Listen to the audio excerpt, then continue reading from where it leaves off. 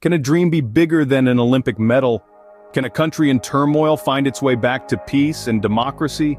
These are not just philosophical musings, but questions that reverberate in the heart of Myanmar, a country grappling with a military coup, civil unrest, ethnic conflict, and a humanitarian crisis. Take a moment to imagine the year 2021. The world watches in disbelief as Myanmar's military, known as the Tatmadaw, overthrows the democratically elected government.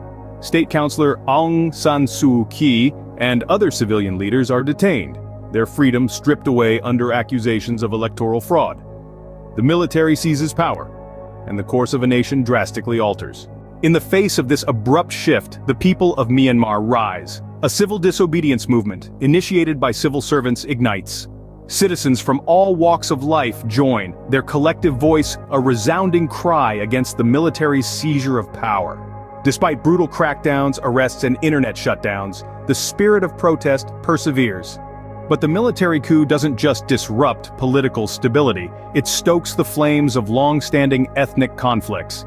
Ethnic armed groups, seeking autonomy or independence, find themselves in heightened clashes with the Tatmadaw. The regions of Chin, Kachin, Shan, and Karen become hotbeds of conflict, the echoes of gunfire a grim testament to a nation in turmoil. The political upheaval and violence spawn a severe humanitarian crisis. Thousands are displaced, their homes reduced to rubble and memories. Access to essential services such as healthcare and education is disrupted. The threads of normalcy frayed and broken.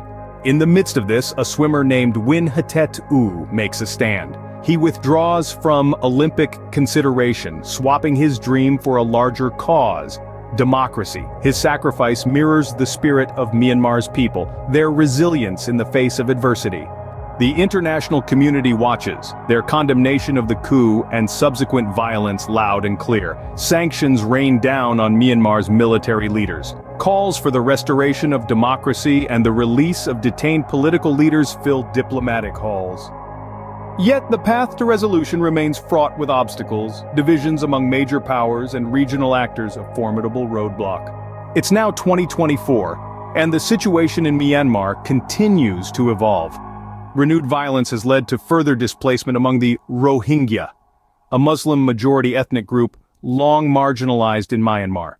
Reports of forced recruitment and human rights abuses add to the growing list of atrocities. The story of Myanmar is not yet finished. It's a narrative of a nation seeking to reclaim its democracy, of people standing strong amid adversity. It's a tale of a swimmer who chose his country over a dream, of a fight that continues even as the world moves on. Stay informed, bear witness to their struggle, share their stories, lend your voice to their cause. The fight for human rights, for democracy, is not confined within borders. It's a global struggle, one that requires us all to stand together. So stand with Myanmar, stand for democracy, stand for human rights.